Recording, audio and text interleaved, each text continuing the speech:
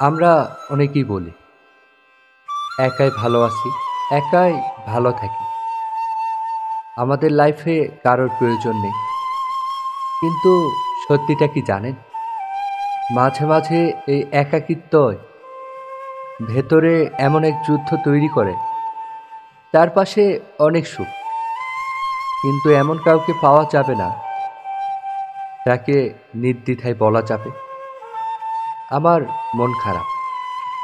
নিজের অনুভবগুলো নিজের মধ্যে চেপে রাখতে রাখতে সেগুলো ধীরে ধীরে বিষে রূপ নেয়। বুকের ভেতর হাহাকার জমে ওঠে।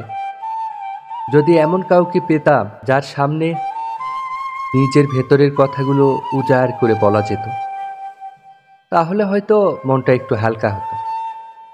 কিন্তু এই শহরে সবাই ব্যস্ত, সবাই স্বার্থে ঘেরা, তাই একাকিত্বই সঙ্গী হয়ে ওঠে।